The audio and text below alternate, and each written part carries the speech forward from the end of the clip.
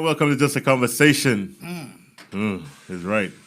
In the midst of that, we have none other than Minister Melon, Brother Matthew, Minister Hayden, and our special guest tonight is none other than Minister Erica Martin, one of our very own. She worships with us on Sundays. She sings these wonderful old songs. Some of them I don't know, learning them day by day, week by week. But it's real out here, right, Matthew?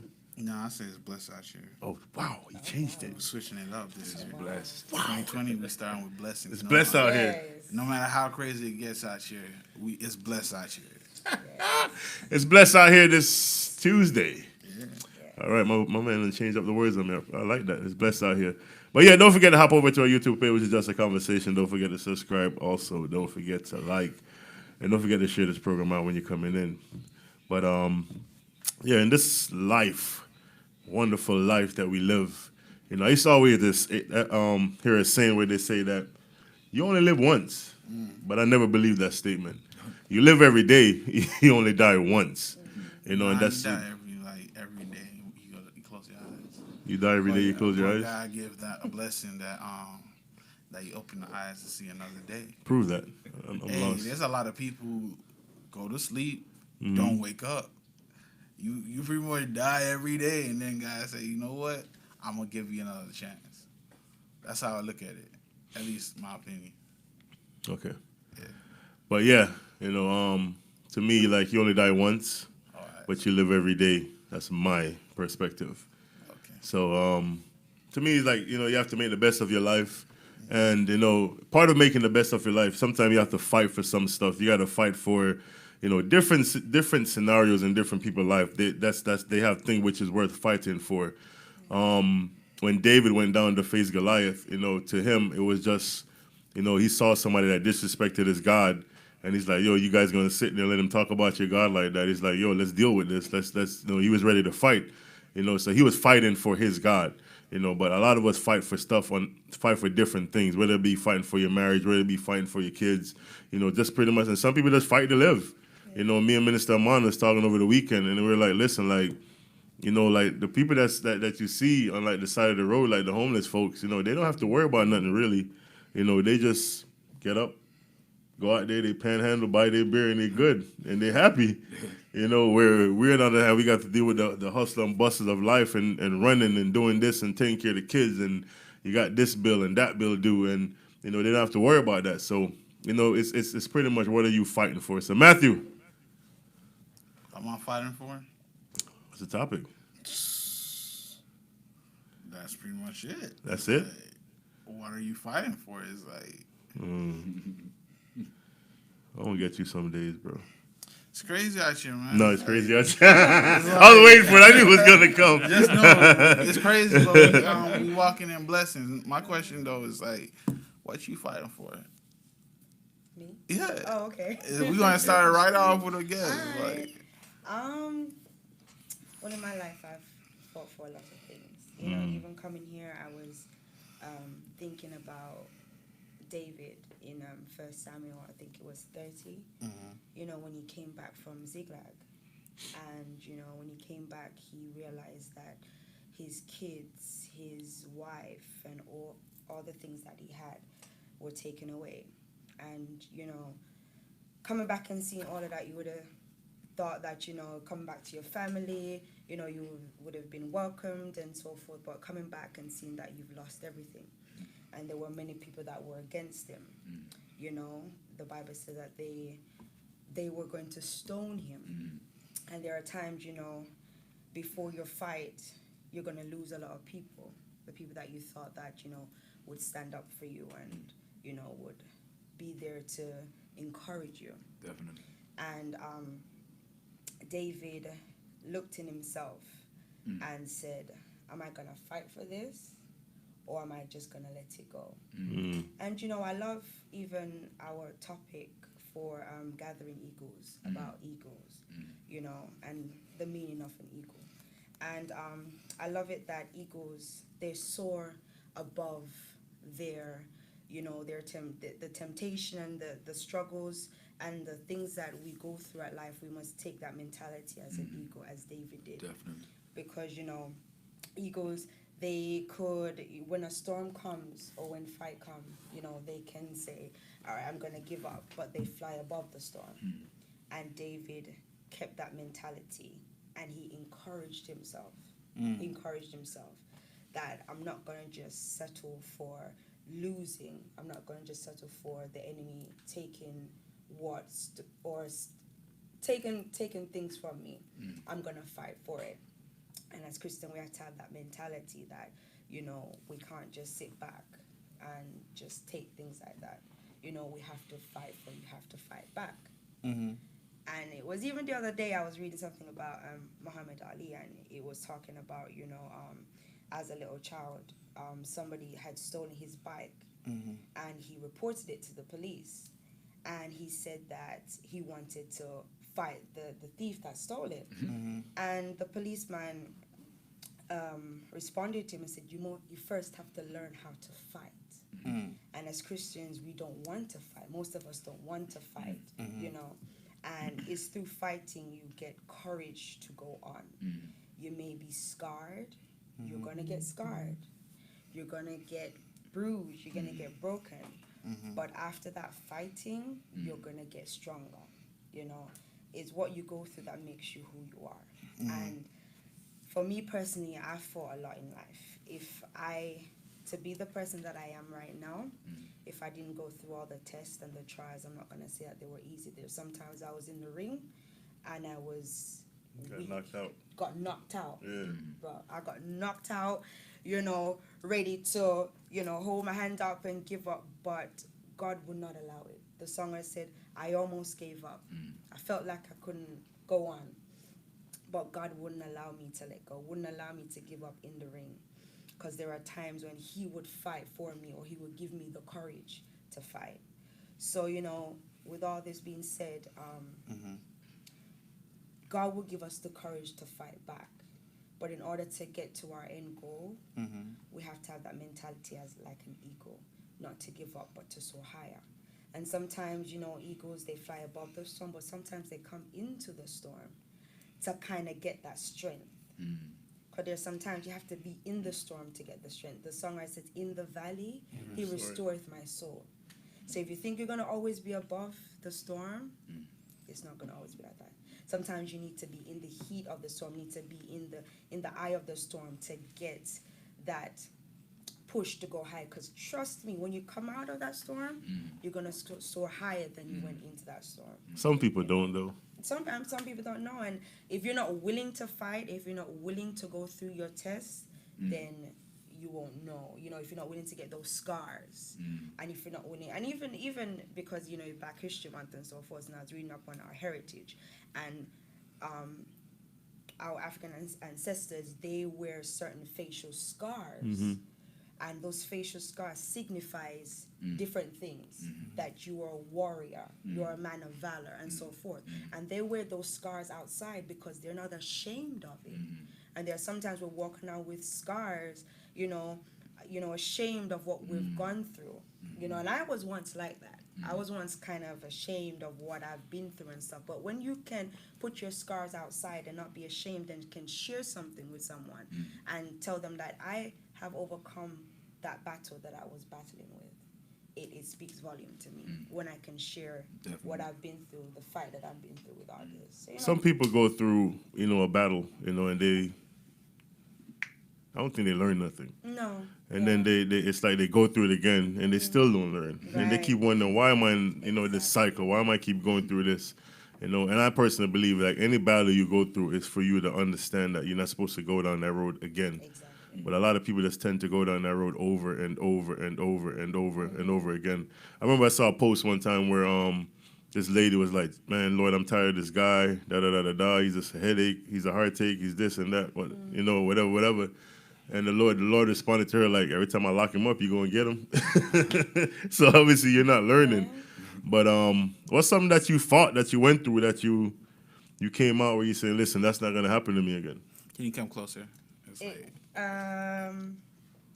well, just being in a relationship that I thought would have Happily ever after.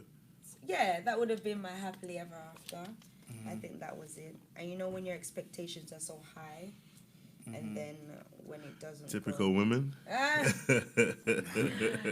and it doesn't go the way you planned it to go. You know, so I've come up with a lot of things, do's and don'ts, things that I would do better, and some things that I would, you know, refrain from doing. Definitely more communication.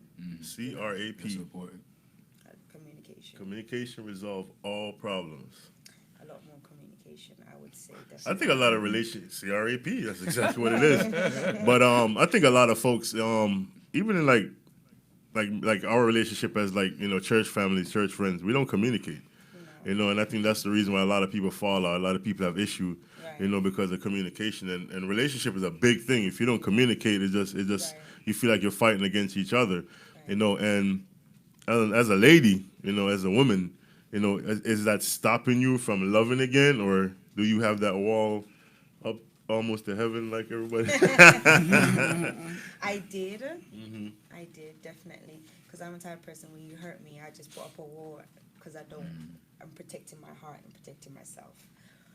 But, and I think that was out of fear and of hurt. And again, hiding my scars. You know, putting this facade out on the open that, you know, everything's going good and everything is fine. But when you have been healed and have overcome that mental barrier, in a sense, you kind of starting to put your trust back in others, you know, and thinking that one bad apple can't spoil the bunch. You have to, you know, forgive and move on, and not only forgive for them, but forgive for yourself, because in order to get your blessing, you have to forgive for yourself also. So, yeah. I think, So how long did it take to reach that place? ooh, good one. 'Cause, Overnight. Because a lot of people think, based off how eloquent you're speaking, Someone say you need to speak proper, up. Oh, I and do? we Yeah. can barely hear you. So Sorry. based off the eloquence of your speech, people will think that it only take a few weeks or months and for you to reserve and get back yourself. But really, how did you get to that place, and how long? Oh, it took me a while. I would say about 2 years and change. Wow. Yeah, it does take a while. Yeah. Are you still comfortable with openly communicating? Yes. Okay. Yes, but it does take a while. It's nothing that happens overnight. You can't put a time limit on it. Just like everyone heals at different time, different ways. But you can speed up your healing process. You know, as a person, you can look within yourself and say, I need to do this. So for those who like kind of don't actually, they feel like they don't know how to get out. What did you do? What was your process to deal with all that? For me personally, one was acknowledging what my fear was, what my obstacle was, what I was struggling with, You know, you have to acknowledge it and you have to pinpoint it. And once I pinpointed what I was struggling with, that was my prayer point. And that's where I prayed on that particular thing. I could not, you know, trust certain men anymore because of what I have been through, or I couldn't do this or I couldn't do that. So once I knew where my struggle lie, that's when I had my prayer point, and then I would pray on it and also ask, you know, my spiritual mother or spiritual parents to help me to pray, to get over this hurdle, to get over this hump, because there are some things you need backative for. You know, So- you can't do it by yourself. Good question. Yes. Did your stylist help at all, like the girl talk, or was it more like the Girl talk? or was it like you said, like the conversations that you had with your spiritual? Because I know that there are times when it's nice to hear from a spiritual person. Yes, it's nice, but when you hear from somebody who went through certain things, to me, I feel that helped a lot. Yeah, that's what I mean. People that have been through, I go for wise counsel. And I don't always, for me, I don't really hang around with people of I don't tend to hang around people my own age. All right, I tend to seek counsel of those that have been through and know what it's like and can relate, and I choose who I say things to. Because sometimes you say some things to people, and this minute it comes out your mouth, you're like, I wish I could just turn back the Too clock, late.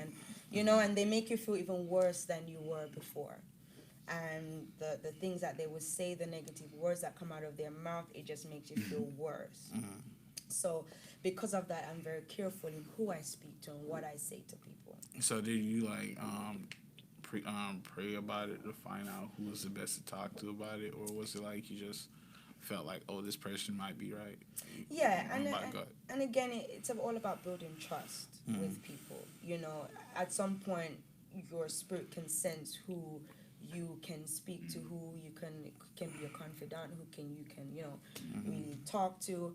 So it's not just a spirit of the moment. Okay, you sound good. Let me say it to you. No, you try the spirit. After a while, say, okay, sister so and so, brother so and so is somebody that I could talk to. And I can sit down and I know it's somebody. And I'm a very private person, so I love to know that if I talk to you, it stays there, and I can confide in you in that way. Because the worst thing is to tell somebody your deepest thoughts, and by the time you turn around, You're hearing it again. you hear it again. That's It's the not worst good. thing you can do to me.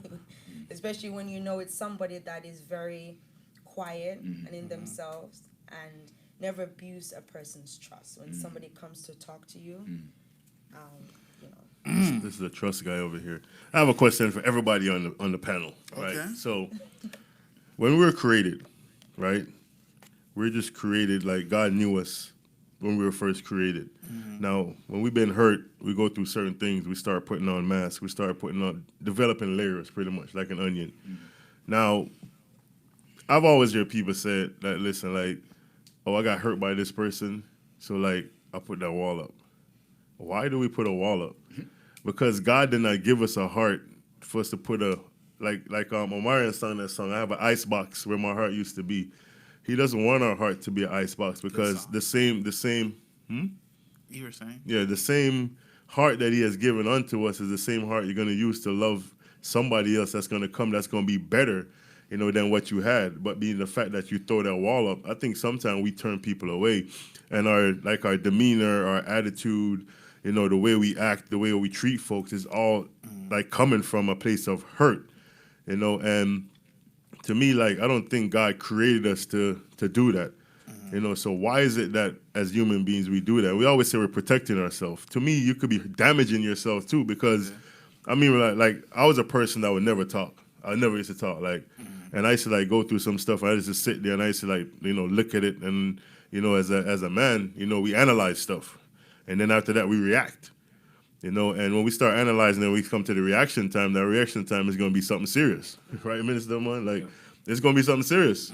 And to me, like, I never had that like, even like I've been like hurt by people or whatever. I never put that wall up. Being the fact, like, I never know who I'm going to meet that's going to be the person that's going to help me through that. You understand what I'm saying? So when you put a wall up now and God puts you around, I always feel like when God puts you around somebody, He's putting you around somebody for a reason. Just like with Jonathan and David, He put David around Jonathan for a reason.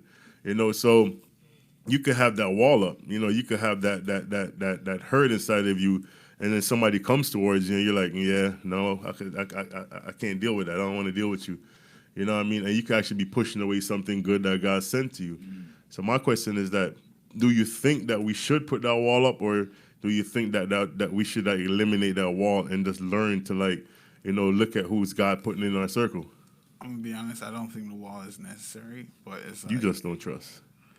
my thing is it's hard to not have the wall, because again, it's comfortable.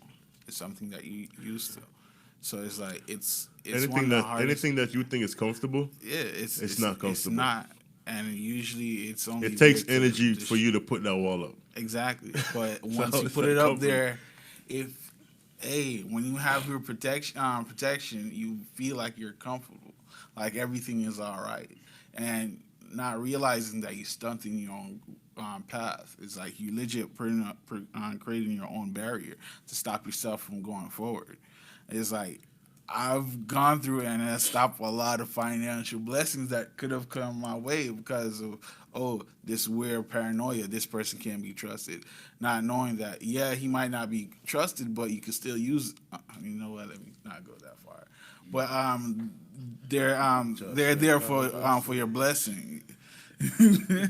Right. It's like they're there for. It's like even your enemy can be your blessing. So it's like That's fact. you blocking yourself. Oh, because they're my enemy. Instead of looking at a situation, they're actually there to help promote me. It's like hindsight is the worst feeling because it's like I believe a lot of Christian folks, once they start coming to church and they start, saying, they believe in God and this, that, and the other, they just figure that everything they're going to get in life coming from God's people. I don't think it's so. Because God can use anybody to bless you. Mm-hmm. And God doesn't have to find a man inside the church for you to be the right man for you. Your Boaz could come from anywhere. Or even your female, your Ruth could come from anywhere also. I like how you clarify it also. Yeah, it could come from anywhere. It doesn't have to be somebody inside the church, And some of the times, after the people in the church is the one that's hurting you anyway. So, but I don't think God is gonna have to use somebody inside the church. You know what I mean? It's 48 states just in America. The 48 connected. 48 are connected to where Hawaii and Alaska. So that's 50 states. And then you have different continents. So you're just trying to tell me that your Boaz or your Ruth is just here? Listen, my cousin is a prime example. She went to China. She traveled the world because she used to be a flight attendant. And it's like she didn't find her person until she went to China. And it was a Jamaican in China. A black Jamaican in China.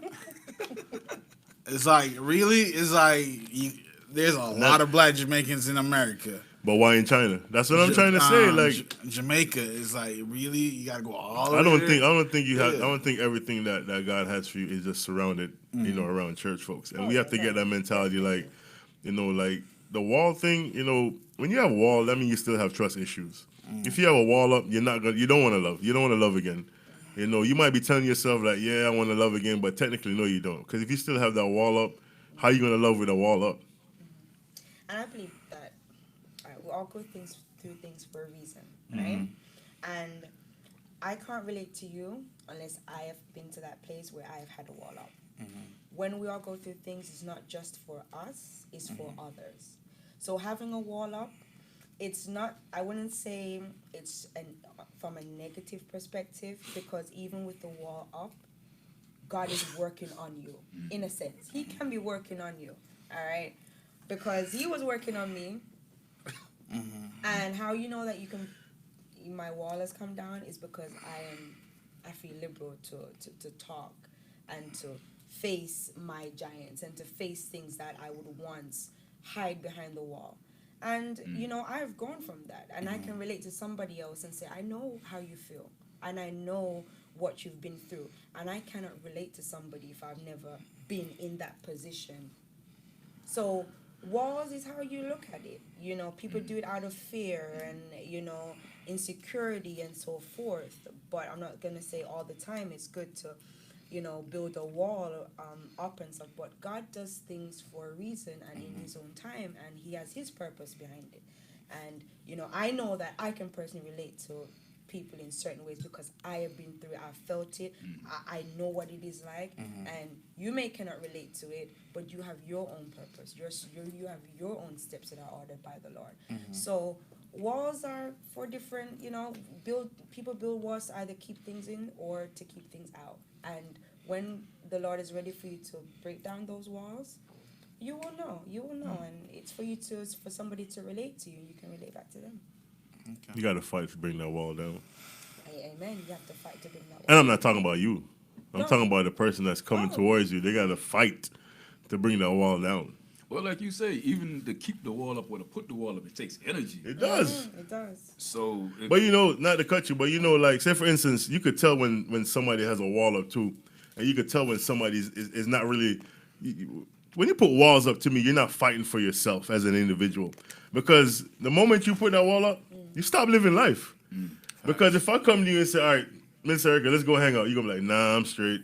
You're not living life. You're just grounded. You're just locked up. You locked yourself away. And that's to me that's what walls does. But it depends what wall you're putting up. It doesn't mean I'm going to be antisocial. Some people that they put Some that wall people up, are. It yeah. depends on what walls they are. Because if I'm, say for instance, hurt in certain ways, it's not going to stop me from going out or going to have, That's true. It depends on your wall. Everyone is different. Yeah, because like for me, my wall. I'm only speaking on personal here. It's like emotionally, I'm kind of I don't like dealing with that. So I know there's a wall there, and it's like, but it's like me doing like, but me dealing with like, all right, let me do some traveling, random traveling. I'll do that.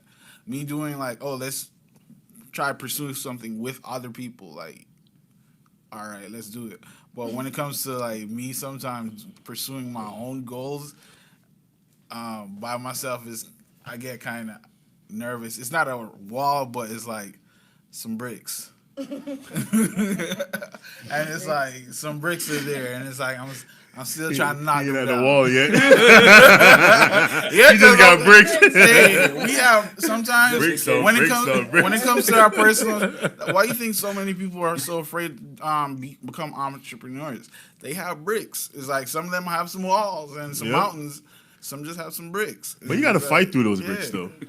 And I don't think, like, you see people that's successful or made it, they had to fight to get to where they're at. They didn't just lay down and when something came, they're like, you know what, let me just give up. No, they fought through it. And when we understand as human beings, like, listen, like, we have to fight through some situations, and if me and Minister Erica was in a relationship, and it's like, I mean, if you have 1 million goods and 10,000 bad, and you want to quit on the 10,000 bad, now you got to fight for it. And it comes to where you have a mutual relationship, a mutual agreement. You start talking and you start opening up to each other. The problem with a lot of us, when you enter relationships and that is that you technically be with somebody for 15 or 20 years, you still don't know the person. Because half of the time, the person that you're dating don't even know themselves. Exactly. Just like you. Why is this? Why is I can't explain it. Sorry, I want because I ain't trying to cut you off, Sister Hayden. This is just a hypothetical. Oh, she knows that. I talk to my okay, wife. go ahead. I'm very open with my wife. Okay. She knows me. Hey, for those who actually think that this is something else, for the hypothetical, he understands and his wife understands their situation. Stay out of it. I was so not into that part, but that was okay. But I don't know why, Minister, man. I mean, it's just like all of us. We're on a panel. We started this panel. It's a relationship. Yeah. We're gonna have our ups. We're gonna have our downs. We have more ups than we have downs. So we're gonna get up one day and be like, you know what, I quit because of like a 1 down or a 2 down. No, we have to understand, like, we've been doing this. We're doing this together. We're encouraging folks. We're encouraging ourselves also. Because even though sometimes we think we're over earlers, we think we know this or we think we know that, guess what? Somebody comes on here and says something, you're like, you sit back and you start thinking like, yo, like, seriously, like, that just spoke to me. And until we understand, like, the reason why God create things or put you through things, it's for you to fight. Just like you're talking about David. David went to fight the Philistines, and then he comes back home, think he's going to hear, his wife smell cooking and all this stuff. And now he got to go fight again. And he's like, are you serious? Like, you're going from one fight to the next. And guess what? The Bible said David had to encourage himself. And we have to understand, we have to encourage ourselves. We have to push ourselves. Too much of us just sitting down and just letting everything, letting the enemy have his way with us, just pushing us left, pushing us right. No, we have to start fighting for some things. And when you understand what you're fighting for, then you understand who you are. That's why I'm saying a lot of us don't know who we are. Yes. We're just pretty much living a facade. We're just doing everything. We're doing everything like a cycle, like we're robots. But we don't really understand who we really are. And when you understand who you are, you're going to see it's a different fight. And you're going to have that willing spirit to push through certain things. I remember when I started at the gym, catching me 5 minutes running a treadmill, that was impossible. But I had to push myself to get to where I am today. Now I could run 10 minutes straight on the treadmill. It didn't happen overnight. Nothing happens overnight. We have to fight our way and push our way through certain things. So to me, like everything it's like a relationship. No matter what it is, as simple as I think it is, it's a relationship. And it's either you're going to fight for it or you're not going to fight for it. You have a relationship with Christ. Are you gonna fight to be in a relationship with him, or are you just gonna give up every time something comes your way? Every time you hop a hurdle, you're gonna be like, you know what, this is it. I quit. Can't deal with it. You know, who is it that Oprah in the Bible, she was like, I'm quit. I'm done. You know what I mean? She said, I'm gone. Yeah. You know, call me Mara. You know, she went through too much. And she's like, I'm giving up. Oprah is the daughter-in-law. Yeah. She ain't said Oh, all Naomi, that. sorry. Yeah. Naomi's the one that lost. That's my scripture. My It's bad, like, my bad. Yeah, come you're on. right. You caught me there, yeah. No, Oprah left. Oprah did give up. Yeah, Oprah Yeah, gave she up, gave but up, then but Naomi the one Naomi said, call me call me Mara, Mara. because she'd been through so much. She was bitter. And a lot of people get bitter. Yeah. You know, they go through certain things and they're like, you know what? And I think that's just what the wall is. It's just a bitter wall where you're scared to love again. You're scared to trust again. You know, to me, I'm personally, I'm very loyal. And I mean, people might take it for granted. I guess what? I just know how to deal with you when you come back. I like what you said, but this question is directed to you, and you, and you. All right. How do you not let bitterness affect your relationships and your family lives? Ooh. Let's start off with Voila. Okay. Yeah, you said earlier that it's a fight. So what keeps you so that you don't let the bitterness of the situation that you went through affect your relationships or even your family and with and that's it.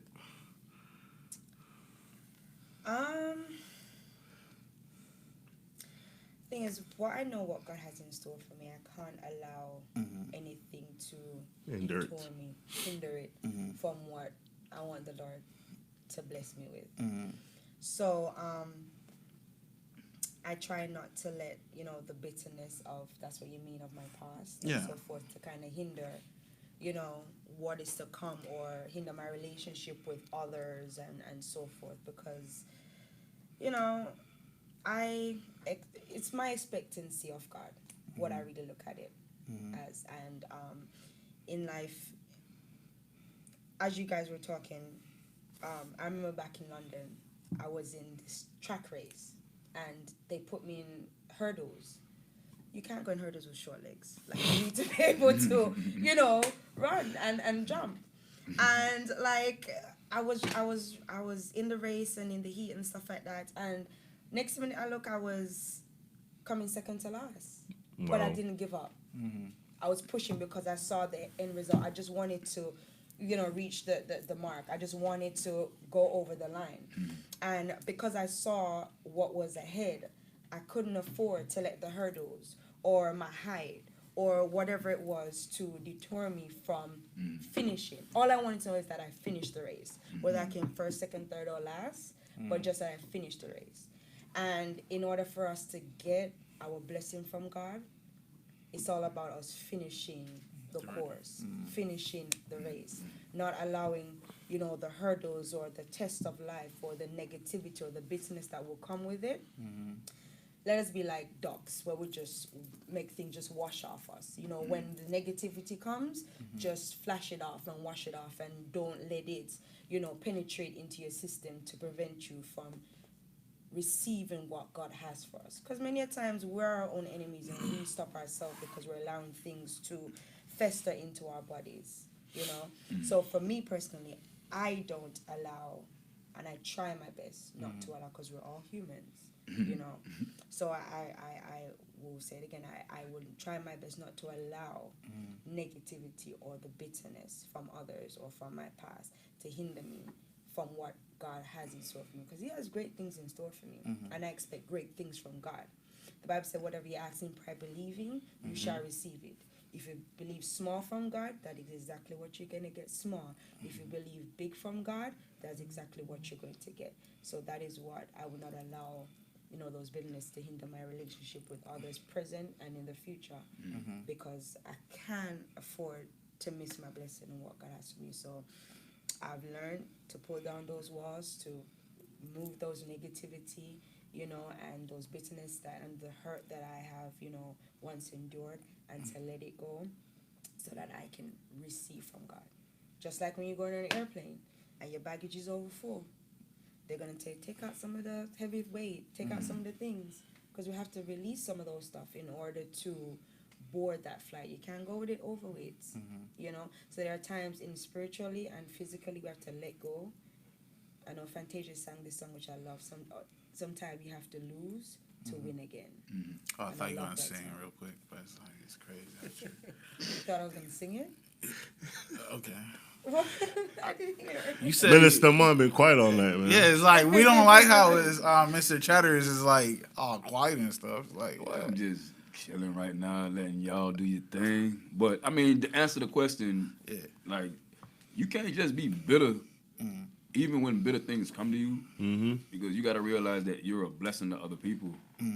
So how much bitter things come to you, you know, you got to try and sweeten up the deal, not only for you, you know, but for the people around you. So it's just a giving mindset, you know. It's just like they say, if someone gives you lemons, you know, make some lemonade. Yeah, it's you always gonna have bad situations that come in your life. So it's best to just make the best out of it. Yes. Not only for just you, but for everybody, even your family, even you might not have children, but your children too, because they look at you. Right. And you know, you want them to be more optimistic than pessimistic. I always try to look forward to the good things, even though I know bad things is coming. But I try and, you know, deal with them accordingly as they come. And I think that's just in me. Like some of your fears, when you see your fears, you could worry about your fears and back down from your fears. But then you could also know your fears are coming and realize you could overcome them, and they will no longer be your fears when you overcome them. So I always try and look positive. I try to accept new challenges, even though I know it's going to be hard or rough. But when I get them, you know, I try and take care of them the best I can, you know, with help from God, and then get through it, and then I'm done. I can push it back under the rug or, you know, leave it in my past and keep going. Giving mindset, that's crazy. But you have to have a given mindset. I'd love to hear your thoughts on the question. All right, so bitterness is something that a lot of people deal with, and I had my fair share of it. You know what I mean? I was one point in my time bitter, but what I did with my bitterness, I pretty much turned it into anger, and with that anger, I just pretty much turned into just a rude boy, where it's just like I just didn't care. You know, it is what it is, and that just developed like something inside of me that I used to call like a beast, like the Hulk. You know, where it's just you had a don't care mentality, and that was me. You know, it was when I was in the world, they used to call me the enforcer, and that's how I used to live my life, because you know, when you've been pretty much, you know, like rejected, you know, and like when you're growing up, you know, as a young kid, you know, you seek for like attention, not for other people, but you seek for attention from your very home people that you're growing up with, which is your parents. And I'm not gonna like blame it because of the fact like, oh, my daddy wasn't there or XYZ or whatever have you. You know, it's just that, you know, sometimes you wanna have that person that's saying, listen, you're doing a good job, and you never got that. So, you know, you just turn into something that was just like that's not what you're meant to be. And that's why to me, like when I said like I spent majority of my life with this wall up, you know, with this persona, you know, of making people think, you know, who I was or who I am, and then I actually like lived it to where like I'm at a stage now where it's like that actually pushed me to be the person who I am today, where I'm more, you know, I'm not so of a I would say like a Hulk person no more. I'm more of like a you know, like a teddy bear. You know, I'm not much of the grizzly bear anymore. I'm more like a teddy bear now. And I had to go through all of that. You know, I had to go through the bitterness. I had to go through the unwantedness. I had to go through the rejections. I had to go through all of that. You know, and then it became who I am. And then it all helped with coming into the church also, because listen, it softened my heart to a lot of things. You know, a lot of stuff where I used to watch, where it's like I used to find enjoyment in it. I don't even watch them no more. You know, because I'm like, yo, like that's like a human being. That's a soul. That's, you know, that's somebody that's going through affliction or going through pain. You know, and somebody's doing that to them, where I used to find enjoyment in it, you know. So bitterness could be something that could that could beat you down into being someone who you really is not, you know, and it just converts you. A lot of people is bitter with a lot of different things, and you have like a lot of men or women that went through bitterness because they've been hurt and whatever, and what they do, they turn to the same sex, you know, because they feel that's where they're going to find their enjoyment now. And, you know, bitterness could do a lot of things to you. It can mess up your mental. You can mess you up mentally. You know, but we have to understand, like, you know, for us, you know, to get through a lot of things, we have to first forgive ourselves. And when you forgive yourself, you know, then you can just move on, you know, and be a better you, you know, with God helping you. You know, the Bible says I could do all things through Christ who strengthened me. So you could do it, but guess what? God is going to be there strengthening you and pushing you to a better you. You know, to me, like, compared to what I knew, you know, 7, 8 years ago, you know, I'm a way better person, you know, and I could say that proudly, you know, when before I could never say that. I could be like, man, I was just not qualified. You know, I never felt like I was the person that could, like, sit there and have and preach a message, because I never felt like I was qualified to do that, you know, because I know where I was coming from. I know my history. I know my background, you know, so with God, all things is possible, man. You just have to have an understanding and have an open heart and let him in. And then trust me, the bitterness, the unforgiveness, everything will go away. You know, you start seeing yourself conforming into a better person. And then another thing, you have to see what you want to be. If you want to be a good person or a better person, you have to see yourself being that and then start to live it and start, you know, pretty much attracting that towards you. But if you just want to get up every day and be the same old you, that's who you're going to be. Saul was that way for years. But then God had to say, listen, I'm tired of this. I'm going to blind you. You know, he might not blind you, but he's going to do something else to wake you up. You know, but I just don't want to go down that path. So I had to learn real quick. Okay. Interesting. Quick question though, for y'all, people with kids and stuff like that. How do you not let the situations you go through, whether it be by loved ones or just a random person on the street, affect you and like cause you to lash out? Lash out on what? Lash out on your own. Because I know sometimes certain situation you go through, your kids say something. So that's it doesn't all have to like be your kids. It could also be your spouse. your spouse, whichever. I could have a bad day at work and come home and the wife say something to me and I could lash out at her. So, I mean, it doesn't necessarily have to be the kid. Yeah, that's what I'm just saying. It's like, how I do you not I let... could have had a bad day at work today and you came in and said something, I could lash out on you. All right, so what caused you not to... What caused you not to lash out, like, when, during these times when it's like... Because I know somebody said certain things earlier. Do you have to fight back, or should we be still knowing that the battle is ours and is the Lord's? When folks quote the Bible with understanding. We do know the battle is not ours; it belongs to the Lord. But He also ain't put you on earth for you to sit down and let everything roll over you. Yeah. You have to understand when you have to fight. I'm not telling you to go out there and physically go swing on somebody or beat somebody up, you know. But you have to fight spiritually. The Bible says we wrestle not against flesh, but against principalities. Yeah, the battle is the Lord's, but we have to understand that we have to go in there spiritually and fight for what's ours. You know, if we don't fight for what's ours, then guess what? You're just gonna have the enemy, you know, just beating over, just running over us, having his way with us like he wants to. You know, look at when the archangel Michael was carrying Moses' body, right? And when he had Moses' body, the enemy stepped to him, and the only thing he could say to him was, "Get thee behind me, Satan."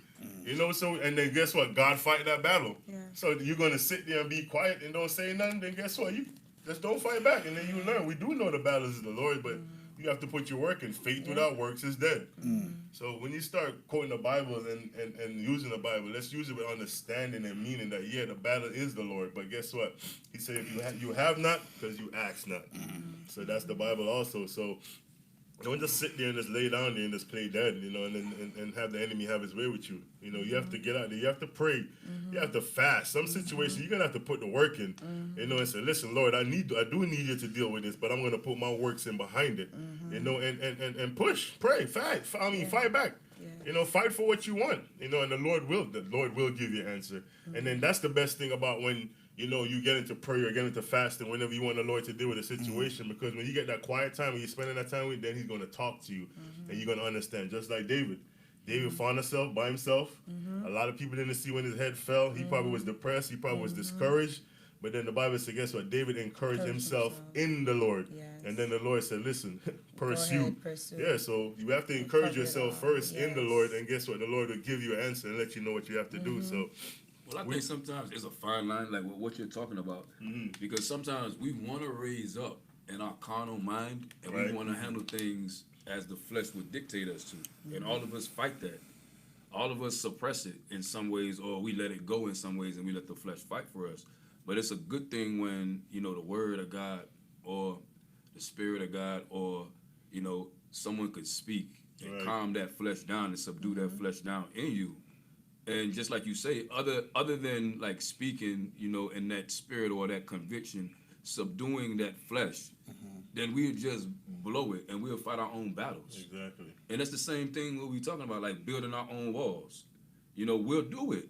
We'll put up, man, I'll put up walls against all of y'all around here if I let the flesh do it. Exactly. But it's because of the word of God, it's because of the spirit of God, it's because of the love of God that I could like bring all the walls down and accept everyone as they come. And that's a beautiful thing when you can do that. But sometimes, you know, we might not be all in the situation to do it. And like you say, even in comparison to others, some people's wall might just be like bricks, you know. And I'm not saying yours is. I'm not saying that. It's all good. But some people might have the Great Wall of China standing in front of them. Or that's like somebody said they got a Trump wall. Yeah. They might just build up a wall just against immigrants or whoever, you know, or against people that's not like them, people that they don't understand. But when you think about even racism, that's a wall. Everything is there's a wall for everything if you really want to, like, you know, because like even in, you know, certain, you know, people, like just like you say, cultures and different beliefs and different foods, people even have like walls of, I ain't gonna eat that. And that could be, you know, something like a delicacy over there or somebody, you know, Right. but to us we like, nah, we ain't touching that. That could be like a royal meal or somebody. So everything, you know, we could build up walls for everything, but like to have an open mind, to be like a child, you know, it's very hard to do. And once we're able to really strip ourselves down sometimes and get into that mind frame, you know, it's very hard to do. But, you know, once you're able to do that, like, we'll learn so much. Children don't have phobias when it comes to things like that. They don't. They'll go and play with you no matter what color you are, no matter what language you speak. They'll just look at you and smile just because you smile back at them. Sometimes, you know, us as humans are not like that. It takes a lot more to make us smile. Even like insects. Sad. A kid will say insects and chase it.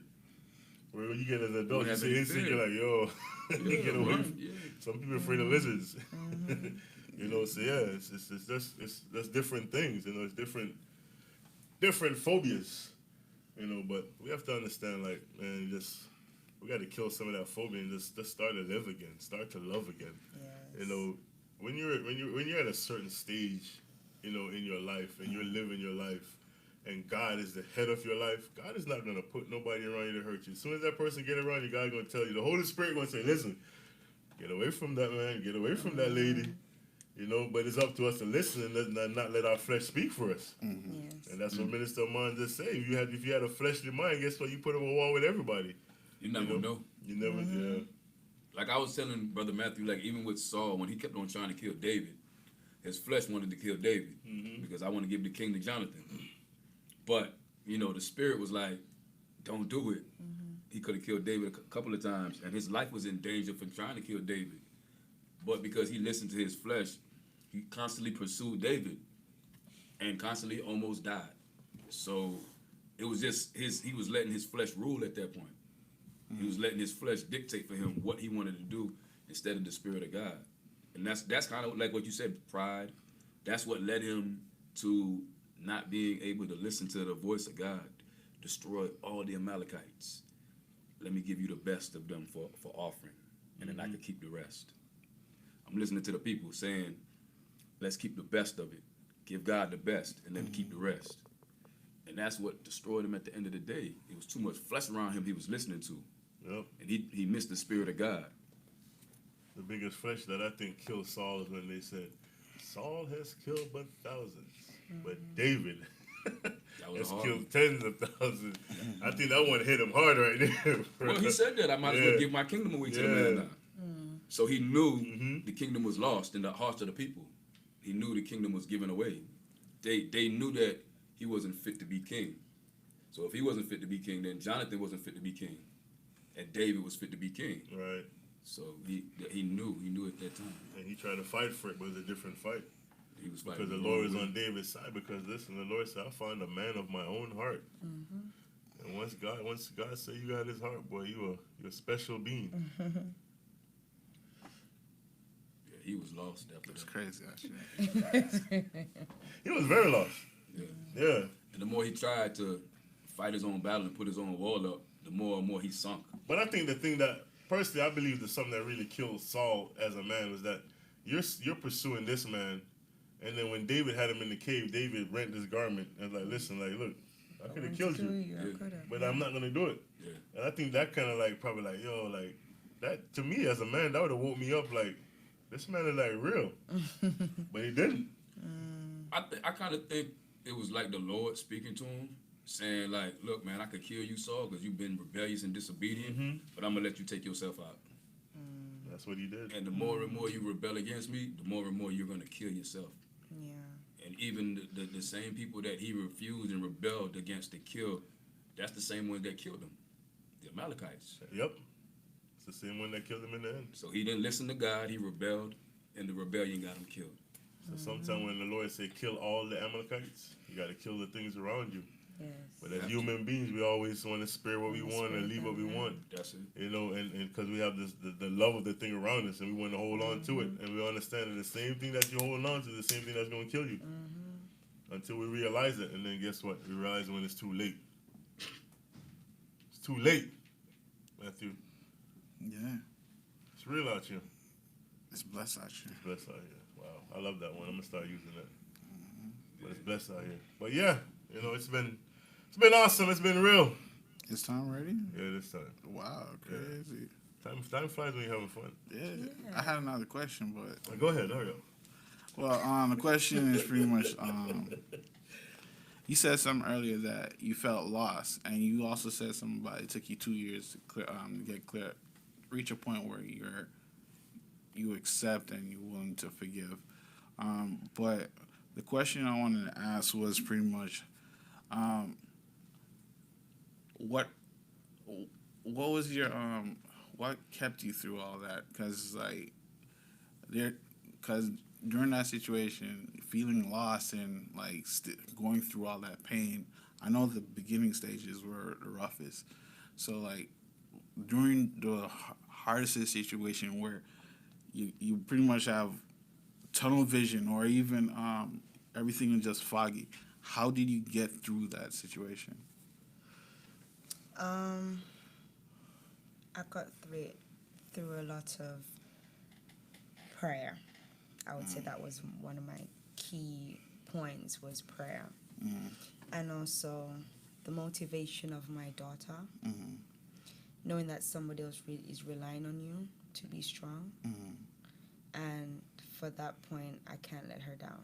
I can't let her, down in a sense where if I lose the battle, she's going to be lost also. So I had to win not for only myself, but for her, because somebody else is depending on us.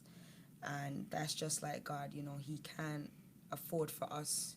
He can't afford to lose a battle because he knows that we're depending on him to see us through and to fight on our behalf. So I know to get me through all of that was a lot of prayer. And there were times when I didn't know what else to say, but I just said, here I am, Lord, because I cried myself out. I cried. At time, it was just repetitious. I was just repeating the same things over and over, but that's all I wanted. That's all I had to say. And, there were times I didn't have anything to say, but I was just silent and just cried, because songs say tears are a language only God understands. So my tears were a signal. Sometimes my words were a signal. Sometimes just my silence, just to be in his presence and just to let it all out. That helped me through. Having my mom was also a great help, to have her there. The mother's love. Yep, having my mother's love. And I think, having God, my daughter, and my mother, were the three best support I could have. Because KK is my number one motivator, Who? KK, my daughter. Oh, okay. Sorry. Yeah, she's my number one. Going through university, coming here, all the battles that I've been through. When I look at her, I see my fight. I see what I'm fighting for. So, when you have something that is worth fighting for, then you fight for it because you're not going to settle for it. Oh, that's pretty much what one of our guests was saying. Miss Baker, that's it. That's it. Marcia Baker. That's pretty much what she was Anything saying. worth having is worth fighting for. Well, wonderful. Thank you very much for that piece. Well, I guess it's just a conversation, right? That's what it is. Just a conversation, But it's you mentioned like relationship. Did you ever like fight for it? Pardon me? Did you ever fight for your relationship? I did. You did? Yeah.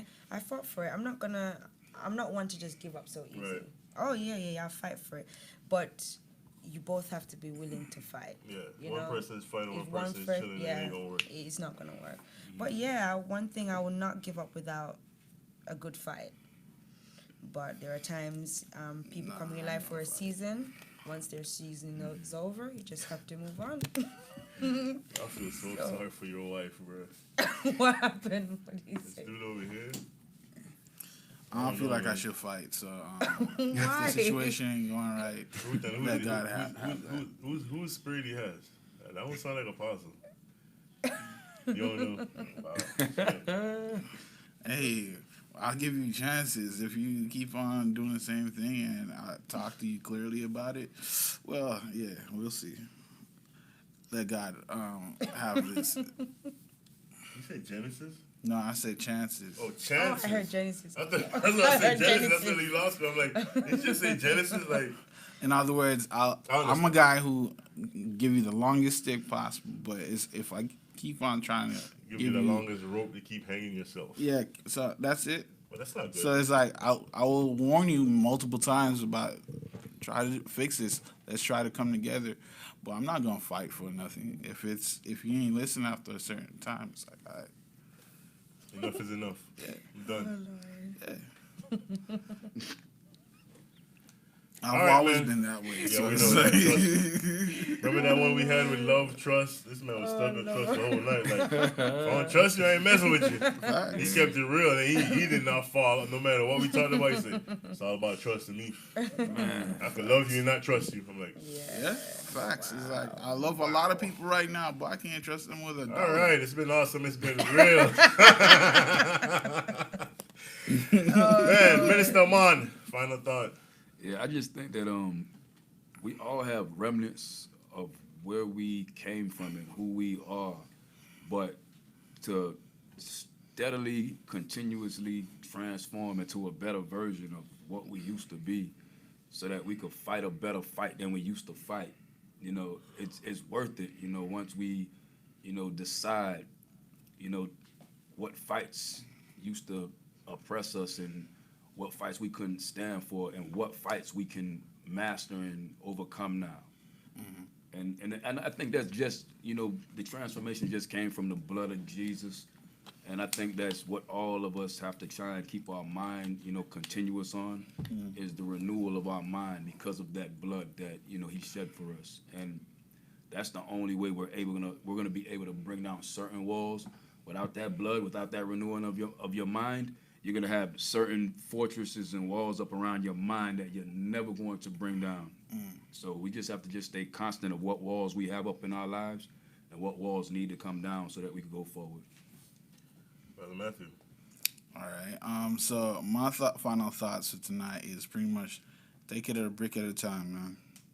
Because regardless of the situation, if you just take it, small steps is a lot better than just leaps and bounds. Because it's like when you leap and you slip, that fall is very it's very deep. It's a decent fall, but it's like if you take it steps at a time, take down those walls brick by brick, you will go far. Because when you look back, it's like you don't have to climb, you don't have to jump.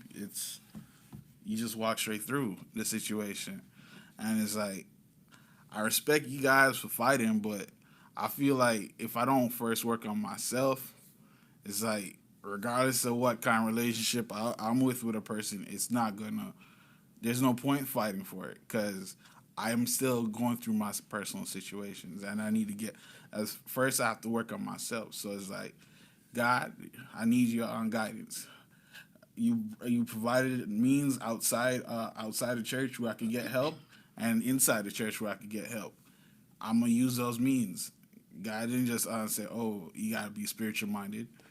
There's a lot of people who are just spiritually minded and they still fail because they're that far up and they still know earthly good. So it's like, you provide me means, I'll take those means, and I'm working on myself, building and knocking down those brick by brick, those walls that I put up for myself.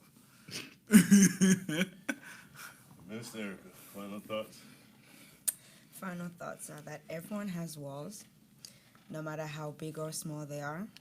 And it doesn't matter what walls you have up, it's just how long you keep it up. There are times you just have to take it down. And we all have to fight back with the end result in mind. You know, fight for what you want.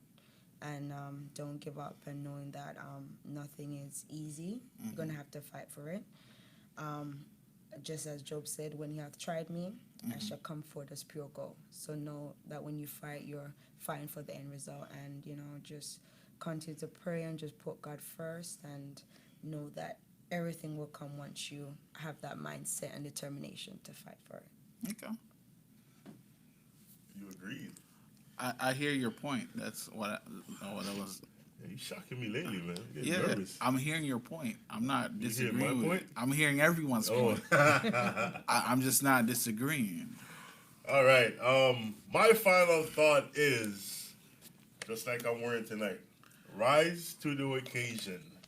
Look at yourself and say you're strong. No one can stop you. When you rise to the occasion, when you fight for what you want and believe in what you believe in, nothing can stop you. The only thing that's stopping you is you. Nothing else cannot stop you.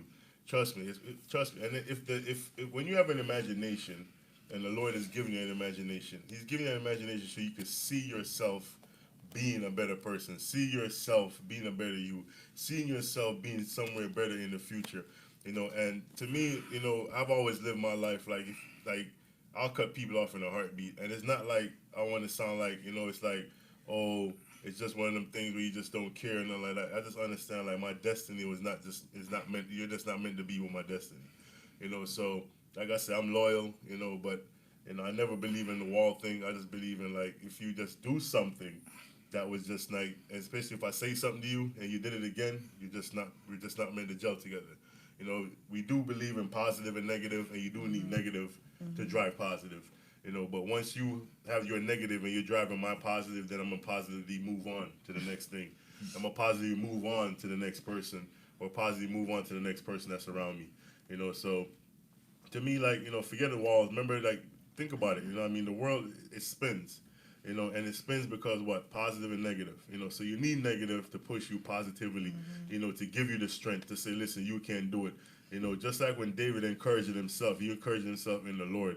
You know, because guess what? The negative thing pushed them to go see the Lord. And then when he seek the Lord, guess what? The Lord said, now pursue. So when the negative stuff come through your life, it's not for you to put a wall up or to quit, but it's to go seek the Lord and hear what the Lord is saying. Then the Lord will give you an answer and say, pursue. So nothing in life can stop you but you. We are our biggest problem. We're the biggest problem that we face because guess what? We go after something, we start it seems good, but the minute the problem comes, you say, you know what, I'm done, I'm quitting, I'm not moving forward. Until you get your mind transformed and renew that, listen, I'm going to do it because guess what? I have God on my side and I can do all things through Christ that strengthened me. Nothing can stop me. Nothing can hold us back. The only thing that holds us back is our mindset and us. So until next week, it's been awesome. Don't forget to hop on over to our YouTube page. This is Just a Conversation. Don't forget to subscribe. Don't forget to like. Also, don't forget to share this program out. Don't forget to be a blessing to somebody. So it's been awesome. It's been real. It's Just a Conversation. We say hashtag talk about it.